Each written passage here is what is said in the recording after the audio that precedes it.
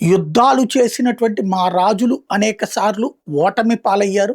కొంత భూభాగాన్ని ఆక్రమించుకోవడం, ఆ పైన మళ్ళీ దాడుల్లో మా వాళ్ళు చచ్చిపోవడం, ఇట్లా జరిగి ఇస్లామిక్ రాజ్యం పరిపూర్ణం కాలేదు. కానీ ప్రజాస్వామ్యాన్ని అడ్డం పెట్టి మాకు సంబంధించినటువంటి మతరాజ్యం ఎలా స్థాపించాలో మాకు తెలుసు. ప్రపంచంలో ఉన్నటువంటి మీ మీడియా ద్వారానే మిమ్మల్ని దెబ్బ కొడతాం అని ఏకంగా ఛాలెంజ్ చేసినటువంటి బిన్ లాడెన్. మీ వేళ్లతోనే మీ కళ్ళు పొడిపిస్తాం అని చెప్పినటువంటి అదే ఇప్పుడు అమరవుతోంది. యూరప్ దేశాల్లో చొరబాట్లు, ఈ చొరబడ్డటువంటి వాళ్ళందరూ కూడా ముస్లిం దేశాల నుంచి వెళ్ళిన వాళ్ళే హయ్యెస్ట్. అక్కడ క్రమంగా ఇప్పుడు బ్రిటన్లో 11 నగరాలు ముస్లిం పాలకులు ఉన్నారు. ఎవరు వాళ్ళు?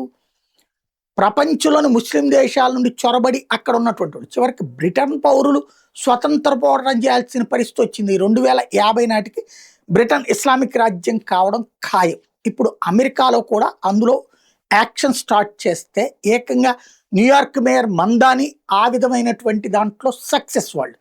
నెక్స్ట్ ఇప్పుడు టెక్సాస్ దగ్గరికి పోతున్నారు.